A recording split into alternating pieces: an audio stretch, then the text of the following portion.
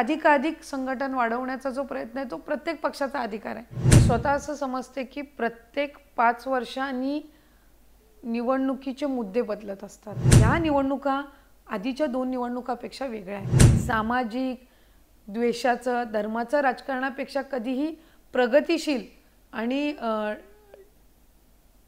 डेव्हलपमेंटच्या मुद्द्यावर राजकारण हे लॉंग टर्म राजकारण असू शकतं। पालकमंत्री पदाच्या संदर्भातलं ज्या वेळेला महायुतीच्या आमच्या नेत्यांना योग्य वाटेल त्यावेळेला तो निर्णय घेतील। त्याच्यामुळे जिल्ह्यातला कुठला विकास काम किंवा कुठलाही विकासात्मक दृष्टीने तो मागे पडू नये ही माझी त्या संदर्भातली स्पष्ट भूमिका आहे। नमस्कार, मी मनोज भोयर नवराष्ट्र डिजिटलमध्ये आपल्या सर्वांचं स्वागत करतो। आज मी संवाद साधतोय महाराष्ट्राच्या महिला आणि बाल विकास मंत्री आदिती तटकरे मॅडम यांच्याशी। राजकीय, सामाजिक, आर्थिक, ग्रामीण महिला या सर्वच विषयांवरती मी त्यांच्यासोबत बोलणार आहे। पण आज महाराष्ट्रातला युवक, त्याचं करिअर, त्याचं समाजभान, त्याचा सामाजिक आणि राजकीय सहभाग, युवक म्हणजे युवतीसुद्धा, या सर्व गोष्टींवर बोलता बोलता काही महाराष्ट्रातले वेगळे ज्वलंत प्रश्नसुद्धा आहेत, त्यालासुद्धा हात घालण्याचा आम्ही प्रयत्न करणार आहोत। खूप स्वागत आहे थँक्यू नवराष्ट्र डिजिटलमध्ये आपलं। थँक्यू। तुम्ही मीरा भाईंदर ची निवडणूक होणार आहे महापालिकेची, म्हणजे स्थानिक स्वराज्य संस्थांच्या निवडणुका ज्यावेळी होतील, सो तुम्हाला संपर्क मंत्री म्हणून पक्षानं जबाबदारी दिली आहे। एक काळ असा होता, मला आठवतं की गिल्बर्ट मेंडोसा हे राष्ट्रवादी काँग्रेस पक्षाचे तिथले महापौर होते आणि बऱ्यापैकी मीरा भाईंदर भागामध्ये तो बोलबाला होता राष्ट्रवादी काँग्रेस पक्षाचा। पण तुलनेनं मुंबई महानगरपालिकेमध्ये 7-8 नगरसेवक असतील, खूप संख्या कमी होती। पण मग ठाण्यामध्ये तुमची संख्या जास्त होती किंवा मीरा भाईंदरमध्ये तो तुमची एक हाती सत्ता होती। सो ही नवी एक आव्हानात्मक जबाबदारी तुमच्या अंगावर येऊन पडलेली आणि तुम्ही कामाला मला वाटतं सुरुवात पण केलेली आहे। त्यावेळेला जेव्हा राष्ट्रवादी काँग्रेस पक्षाचं तिथं एक म्हणजे प्रभुत्व होतं किंवा खूप मोठ्या प्रमाणामध्ये तिथे लोकप्रतिनिधी होते, महापौर, उपमहापौर, विधानसभा, त्यावेळेसची राजकीय समीकरणं वेगळी होती। त्यावेळेला काँग्रेस आणि राष्ट्रवादी काँग्रेस पक्षाची आघाडी होती आणि त्या आघाडीमध्ये जसा युतीमध्ये फॉर्म्युला असतो किंवा कुठल्याही आघाडीमध्ये असतो, जिथं ज्याचं सिटिंग असेल, जिथं ज्याचं जास्ती प्राबल्य असेल तिथं तशा पद्धतीनं त्या जागा लढवायला मिळत असतात। त्यावेळेला आघाडीमध्ये ती जागा नेहमी राष्ट्रवादी काँग्रेस पक्षाच्या वाट्याला यायची। त्यावेळेला त्या 10-15 वर्षाच्या कालावधीमध्ये 99 पासून साधारणपणे 2014 पर्यंत काँग्रेस आणि राष्ट्रवादी काँग्रेस पक्षाने एकत्रितपणाने निवडणुका लढवल्या। 114-115 जागांवर 120 जागांवर राष्ट्रवादी काँग्रेस पक्ष निवडणूक लढवायची। स्वाभाविकरित्या जिथे आपण निवडणूक लढवतो तिथं आपली वोट बँक अधिक प्रमाणामध्ये टिकून राहते, कारण शेवटी तुमचं प्राबल्य, तुमची वोट बँक किती आहे याचं मूल्यमापन आपण निवडणुकीच्या माध्यमातूनच करतो। मीरा भाईंदरमध्ये सुद्धा एकेकाळी जसं आपण म्हटल्याप्रमाणे राष्ट्रवादी काँग्रेस पक्ष मोठ्या प्रमाणामध्ये तिकडे सक्रिय होता। आजही संघटनात्मक, भलेही तिथं आता लोकसभेला महायुतीचा उमेदवार वेगळा होता, संघटना म्हणून किंवा युती म्हणून आम्ही त्या महायुतीच्या उमेदवारांचं काम केलं। विधानसभेला सुद्धा भारतीय जनता पक्षाच्या तिकडे उमेदवार होते, युती म्हणून आम्ही तिथं त्यांचं काम केलं। आता महानगरपालिकेच्या निवडणूक आहेत, साधारणपणे प्रत्येक निवडणुकांचे समीकरणं वेगवेगळे असतात। तिथलं स्थानिक पातळीवर म्हणजे विधानसभेचं मतदान करण्याची लोकांची मानसिकता वेगळी असते, लोकसभेची वेगळी असते, स्थानिक स्वराज्य संस्थेमध्ये वेगळी असते आणि युतीचा जो धर्म आहे तो त्याचं पालन करणं हे आमचं कर्तव्यच आहे। स्थानिक स्वराज्य संस्थेमध्ये सुद्धा तिथं जो आमचा पक्ष निर्णय घेईल, जे वरिष्ठ घेईल त्या पद्धतीनं आम्ही युती करणार। पण ती करत असताना कार्यकर्त्यांच्यासाठी सुद्धा आपण एक स्ट्रॉंग म्हणजे सक्षमपणे त्यांच्यासाठी सुद्धा किंवा संघटना विस्तार करण्याच्या दृष्टिकोनातून सुद्धा स्थानिक स्वराज्य संस्था एक अतिशय महत्त्वपूर्ण घटक आहे आणि त्याच्याने ताकदीने जितक्या जागेंवर आम्हाला तिथं पक्ष किंवा युतीच्या माध्यमातून लढवण्याची संधी मिळेल तर ती आम्ही नक्कीच तो प्रयत्न करणार आणि तिथं अधिकाधिक संघटन वाढवण्याचा जो प्रयत्न आहे तो प्रत्येक पक्षाचा अधिकार आहे। शेवटी पक्षाची वाढ ही होणं आणि ती करणं हे प्रत्येक पक्षाच्या कार्यकर्त्याचं आणि पदाधिकाऱ्याचं कर्तव्यच आहे आणि त्या पद्धतीनं काम करण्याची आमची सुद्धा मानसिकता आहे. पण डायमेन्शन्स काय बदलले? कारण त्यावेळेला तुम्ही काँग्रेस आणि राष्ट्रवादीसोबत काम करत होता, तर तुमचा पक्ष तिथल्या लोकांना खूप अपिलिंग होता. मधल्या काळामध्ये निवडणुका झाल्या नाहीत आणि तुम्ही महायुतीमध्ये सहभागी झाला. राष्ट्रवादी काँग्रेस पक्षाचे 2 गट झाले. सो आता तुमचा पक्ष तिथल्या लोकांना तेवढा रिलेव्हंट वाटू शकतो का? कारण तुमच्यासोबत असणारे पक्षही सुद्धा आता वेगळे आहेत. मी स्वतः असं समजते की प्रत्येक 5 वर्षांनी निवडणुकीचे मुद्दे बदलत असतात. एक नवी पिढी मतदानाला येत असते, जे फर्स्ट टाइम वोटर्स असतात.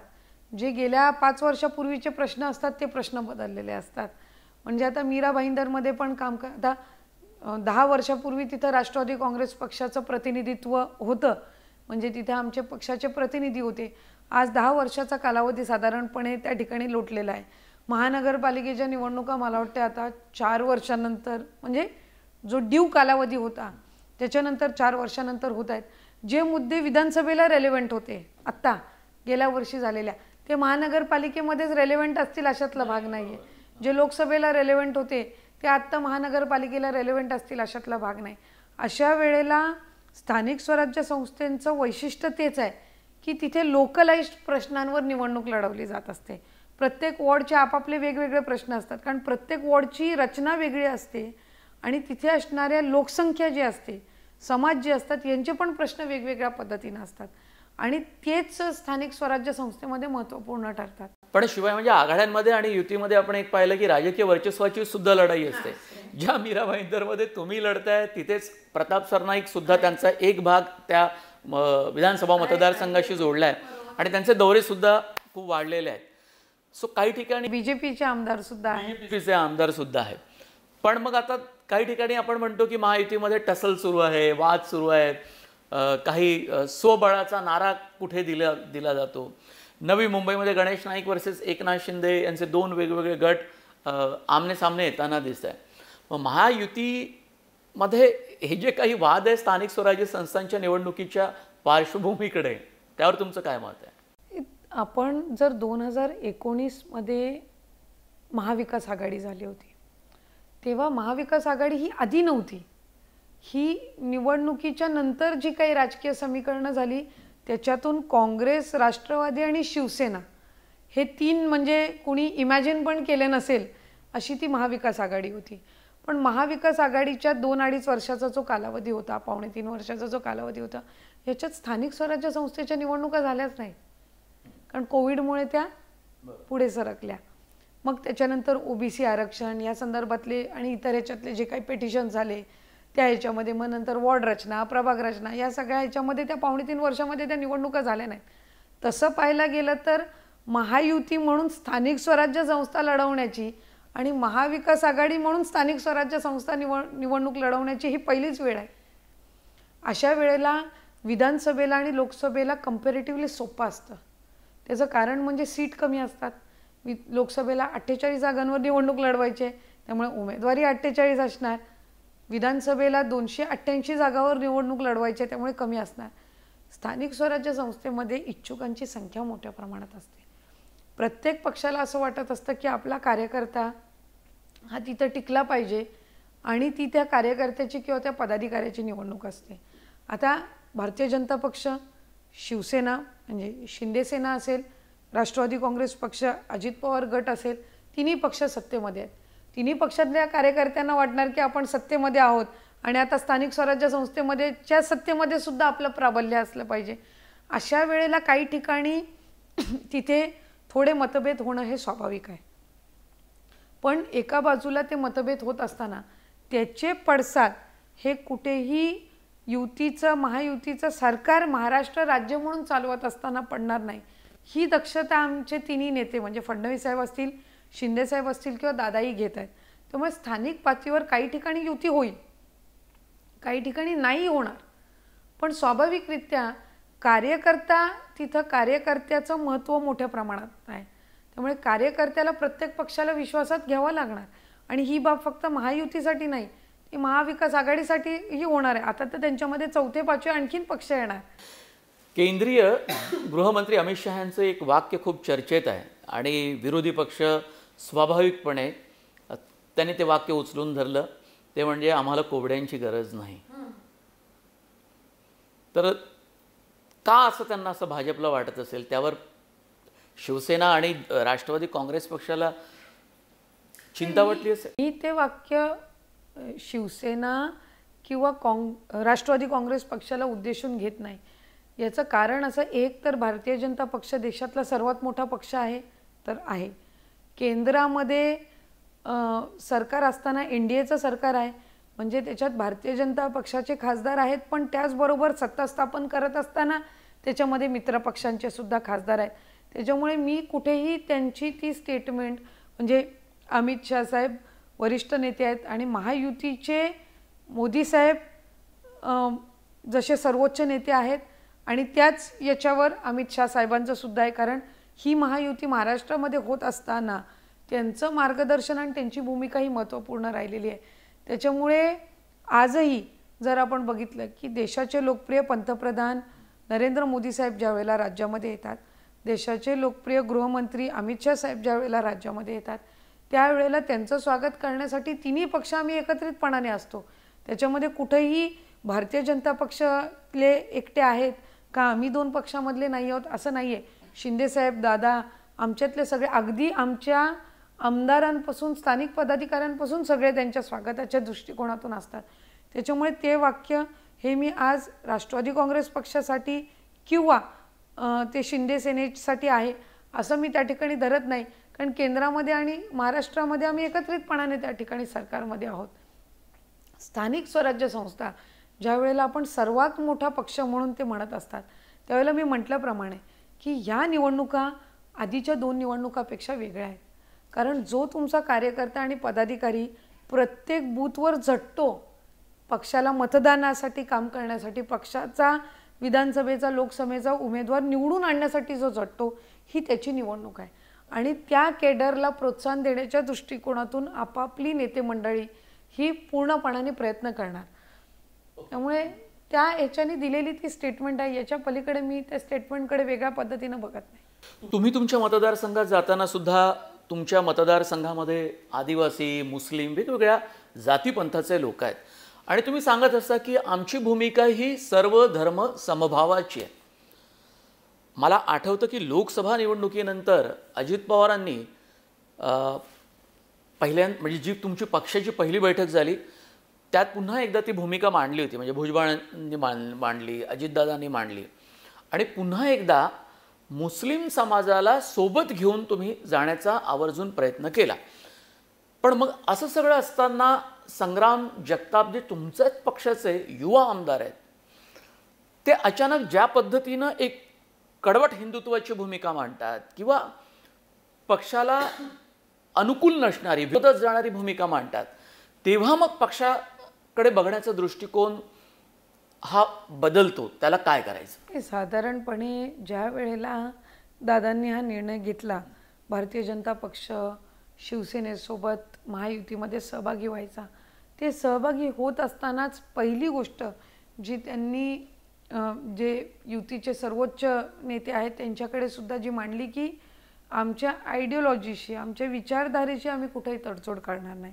कारण शाहू फुले आंबेडकर हे सहजरित्या राष्ट्रवादी काँग्रेस पक्षाच्या कुठलाही कार्यकर्ता भाषणाला किंवा मनोगत व्यक्त करायला किंवा अगदी आम्ही उभे राहिलो की शाहू फुले आंबेडकरांची विचारधारा ही राष्ट्रवादी काँग्रेस पक्षाची विचारधारा ही रुजलेली आहे साधारणपणे, त्याच्याशी आम्ही तडजोड करणार नाही ही भूमिका त्यांनी ठाम पद्धतीने घेतली. लोकसभेला ही बाब खरी आहे की म्हणजे अल्पसंख्याक विभाग म्हणजे जो ती जी लोकसंख्या आहे ह्यांच्यामध्ये वेगवेगळ्या पद्धतीनं घटकामध्ये वेगवेगळ्या पद्धतीनं प्रचार करण्यात आला. तोच आणखीन एका घटकामध्ये तयार करण्यात आला की संविधान बदललं जाईल. म्हणजे आता हे ह्यांच्यामध्ये सहभागी झालेले आहेत म्हणजे संविधान बदलण्यामध्ये ह्यांची सुद्धा त्या ठिकाणी भूमिका किंवा पाठिंबा राहणार आहे. किंवा अल्पसंख्याक जो घटक आहे ह्यांच्याकडे बघण्याचा दृष्टिकोन यांचा त्या ठिकाणी बदलणार आहे. असा वेगवेगळा प्रचाराने करता आला आणि त्याचे पडसाद आम्ही लोकसभेला अनुभवले.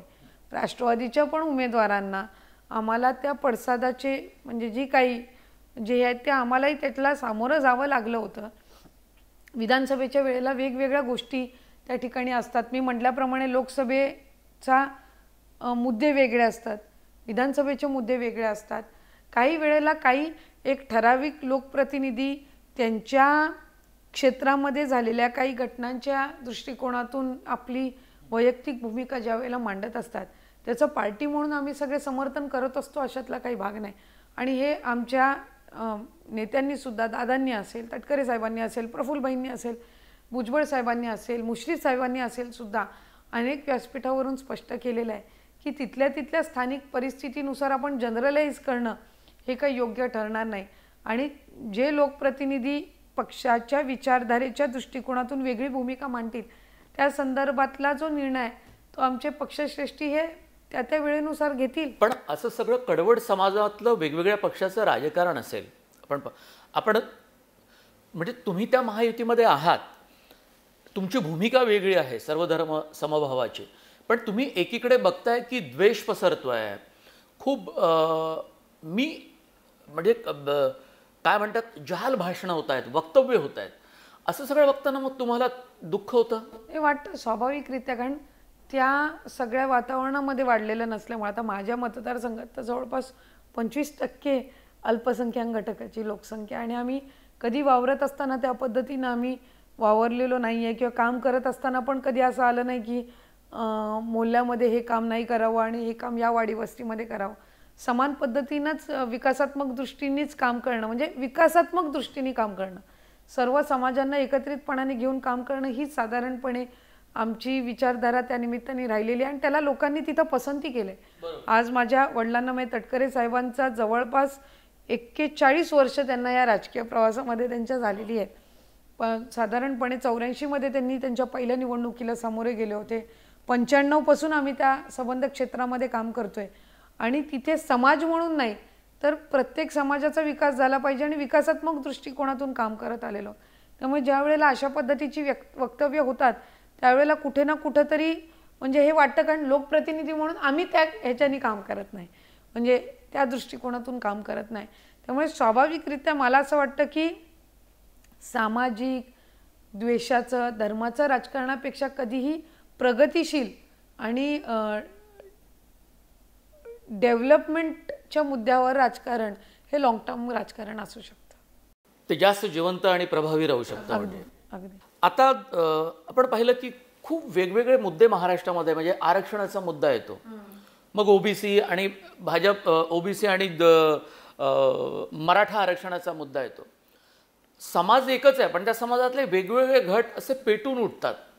सो तुम्हाला चिंता वाटते की कुठे समाज विभागला जातो आरक्षणाच्या मुद्द्यावर, वेगवेगळ्या मुद्द्यात त्याला वेगळं वळण लागतं? एक सर्वात महत्त्वपूर्ण मुद्दा आणि जी कमतरता आत्ताच्या संबंध ह्याच्यामध्ये जी वाटायला लागली आहे की एकमेकांच्या विचारांमधला जो फरक आहे, म्हणजे समजा मी माझे विचार मांडले तर माझे विचार तुमच्या विचारापेक्षा भिन्न असू शकतात, पण ते त्यांचे विचार आहेत आणि त्याचा आपण आदर केला पाहिजे. ही जी मानसिकता ही कुठे ना कुठेतरी कमी होताना मला पाहायला मिळते. म्हणजे तुम्ही आणि मी वेगवेगळ्या बॅकग्राऊंडमध्ये वाढलेलो आहोत. तुमच्या बालपणापासूनच्या आत्तापर्यंतच्या समस्या वेगळ्या आहेत. मी लहानपणापासून आत्तापर्यंत वेगळ्या कुंपणामध्ये वाढलेली आहे. तर माझं म्हणजे हे वेगळ्या पद्धतीनं आहे, तर आपले विचार पण भिन्न असणार. स्वाभाविक आहे, नॉट नेसेसरी की तुमचे आणि माझे विचार सेम असू शकतील, पण तुमचे विचार चुकीचे आहे आणि माझेच बरोबर आहे. ही जी सध्याच्या ह्याच्यामध्ये ती मोठ्या प्रमाणामध्ये जाणवते. आता आरक्षणाच्या ह्याच्यावर बोलायचं झालं तर ओबीसीचं आरक्षण त्याच्यासाठी सुद्धा खूप मोठा लढा झालेला आहे, खूप मोठा संघर्ष हा. आणि ओबीसीमधले घटक हे खूप मोठमोठे आहेत. मी त्या घटकातला एक छोटा, आणि मी NTB कॅटेगरीमध्ये येते. आम्ही ओबीसीमधला म्हणजे वंचितमधला किंचित आपण म्हणजे जो म्हणतो नाही का असा, म्हणजे we come in that category की जे त्याच्यामध्येही आम्ही ओबीसीमध्ये पण एक छोटा घटक म्हणून आम्ही त्या ठिकाणी आहोत. पण आज त्यांच्या वेगवेगळ्या मागण्यांमधून त्यांना ते ओबीसीचं आरक्षण मिळालेलं आहे. मराठा समाज निश्चितपणाने त्यांना आरक्षण मिळालं पाहिजे याबद्दल कोणाचंही दुमत नाही, कोणाचा असण्याचाही किंवा ठेवण्याचाही अधिकार नाही, कारण ते ज्या समस्यातून गेलेले आहेत हे त्यांना माहिती. कदाचित कोकणामध्ये राहत असताना आमच्याकडे सुरुवातीपासूनच कुणबी समाज, ओबीसी समाज मोठ्या प्रमाणामध्ये, मराठा समाजही तिथे आहे फार कमी प्रमाणामध्ये, पण तिथल्या मराठा समाजाच्या समस्या या मराठवाडा किंवा पश्चिम महाराष्ट्र, उत्तर महाराष्ट्रामध्ये राहणाऱ्या मराठा समाजाच्या पेक्षा वेगळ्या असू शकतात. ते ज्या परिस्थितीतून गेलेले आहेत, नॉट नेसेसरी की दुसऱ्या विभागातल्या त्याच ह्याच्यानी त्या परिस्थितीतून गेलेले असतील. त्याच्यामुळे त्यांची मागणी चुकीची नाही आहे. निश्चितपणाने त्यांना आरक्षण मिळालं पाहिजे, ही मागणी ही त्यांची रास्त आहे आणि त्यांना मिळालंच पाहिजे, हा सगळ्यांचा आग्रह त्या निमित्ताने राहील. फक्त इतकंच आहे की नव्याने आरक्षण मराठा समाजाला मिळत असताना प्रचलित असणाऱ्या ओबीसी समाजाच्या आरक्षणाला धक्का लागता कामा नये, कारण त्यांनीही त्या आरक्षणासाठी लढा दिलेला आहे. त्याच्यामुळे एका बाजूला एक गोष्ट देत असताना दुसऱ्या बाजूला जी एक आहे जी मिळालेली त्याला धक्का न लागता द्यावं, इतकीच त्याच्या मागची भावना असते. याच्या पलीकडे काही नसते. ती फक्त आपण दोन्ही समाजांनी समजून घेणं गरजेचं आहे, तरच हे जे वादविवाद आहे हे त्याच्यातले कमी होतील. नाहीतर आपण मराठा समाजातल्या आरक्षण जे मागतात त्यांना नावं ठेवत राहणार की हे आमच्यातलं काहीतरी मागतायत आणि ते म्हणणार की ओबीसी आमच्या आरक्षणाला विरोध करतोय, म्हणजे त्यांना नको आहे की आम्ही चांगल्या पद्धतीनं त्या ठिकाणी जगावं. तर असं नाही आहे. आपण दोन्ही समाजांनी एकमेकांच्या यांना समजून घेणं गरजेचं आहे.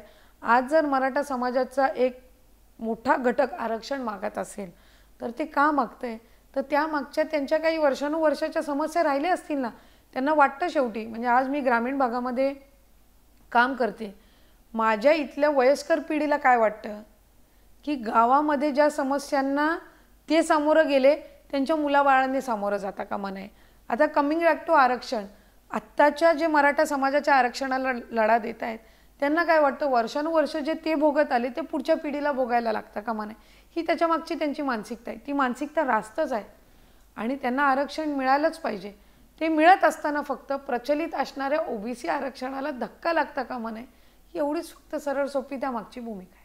एक प्रश्न असा आहे की स्थानिक स्वराज्य संस्थांच्या निवडणुकीच्या पार्श्वभूमीवर महाविकास आघाडी आणि मनसेचे अध्यक्ष राज ठाकरे यांनी दुबार मतदार, बोगस मतदार आणि मतदार याद्यांतला घोळ हा मुद्दा घेऊन ते खूप आक्रमकपणे पुढे येताना दिसत आहे. याचा काही निवडणूक आयोगावर प्रभाव पडतो की महायुतीवर पडतो? महायुतीतला तुमचा एक घटक पक्ष म्हणून तुम्ही काही त्याबद्दल विचार करता की नेमकं काय झालं पाहिजे, काय भूमिका असू शकते पक्षाची? एक तर याच्यामध्ये आहे की लोकसभेची निवडणूक झाली, लोकसभेच्या निवडणुकीमध्ये महायुतीपेक्षा महाविकास आघाडीला जास्ती यश मिळालं, बरोबर. म्हणजे जागेंचं जर आपण हे केलं तर 17 मला वाटतं आणि रेस्ट ऑफ महाविकास आघाडी.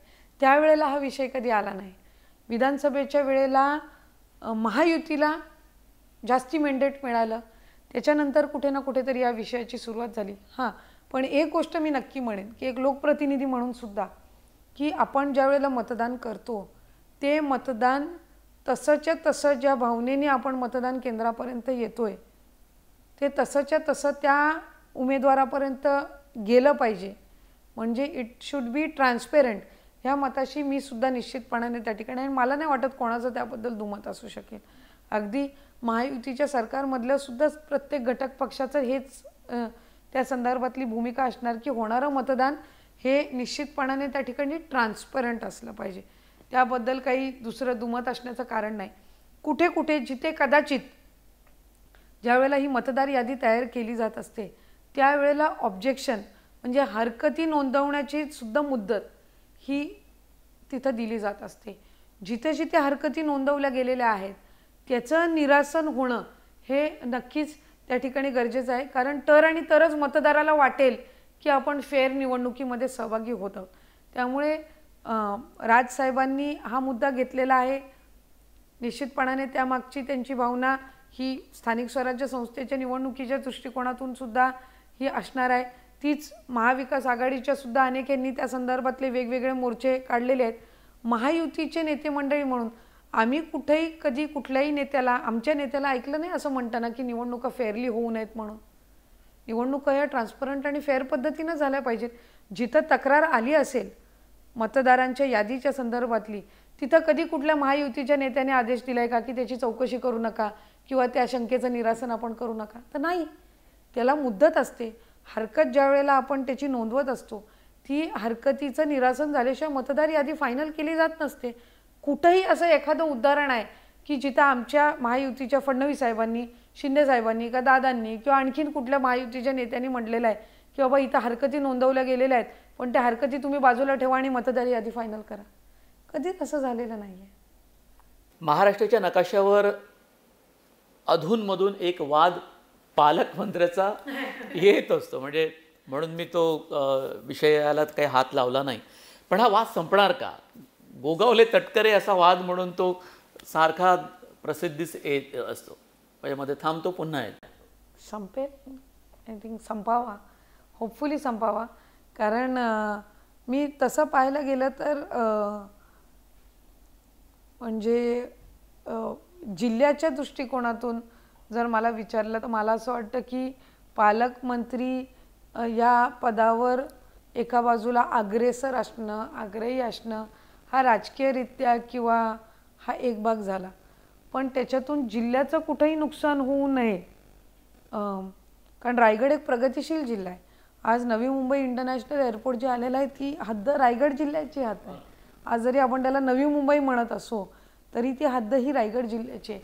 सर्वात मोठी औद्योगिक गुंतवणूक ही पुढच्या कालावधीमध्ये रायगड जिल्ह्यामध्ये येणार आहे. 3री 4थी मुंबईची हद्द कुठं असणार आहे तर ती रायगड जिल्ह्यामध्ये असणार आहे.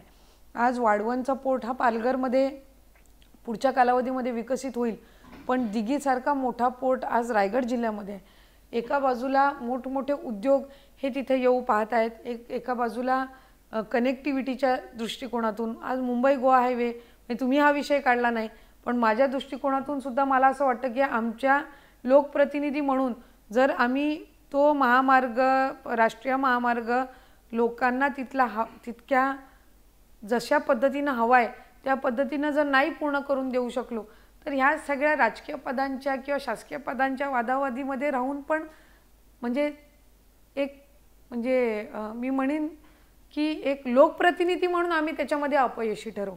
जर त्या सगळ्या गोष्टींकडे आम्ही जास्ती प्राधान्य देत राहिलो आणि या जिल्ह्याच्या प्रगतीकडे जर आम्ही दुर्लक्ष करत राहिलो, मला एक लोकप्रतिनिधी म्हणून वाटतं की पालकमंत्री पदाच्या बाबतीतला योग्य तो निर्णय फडणवीस साहेब, शिंदे साहेब, दादा, सगळे महायुतीचे जे आमची नेते मंडळी आहेत ते ज्या वेळेला घेतील त्यावेळेला घेतील. मला काम करत असताना मी या महायुतीच्या सरकारमध्ये मंत्री आहे.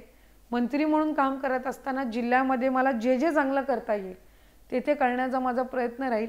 पालकमंत्री पदाच्या संदर्भातलं ज्या वेळेला महायुतीच्या आमच्या नेत्यांना योग्य वाटेल त्यावेळेला तो निर्णय घेतील. त्याच्यामुळे जिल्ह्यातला कुठला विकास काम किंवा कुठलाही विकासात्मक दृष्टीने तो मागे पडू नये ही माझी त्या संदर्भातली स्पष्ट भूमिका राहील. खूप धन्यवाद. ही मुलाखत तुम्हाला कशी वाटली तुम्ही कमेंट बॉक्समध्ये जरूर कळवा. महिला आणि बालविकास या खात्याच्या संदर्भामध्ये तुमच्या काही प्रतिक्रिया असेल तर त्याही नोंदवा. नवराष्ट्र हे आमचं डिजिटल चॅनल सबस्क्राईब करा. इंस्टाग्राम, फेसबुक हे दोन्ही अकाउंट फॉलो करा अशी मी तुम्हाला विनंती करेल. खूप धन्यवाद. नमस्कार.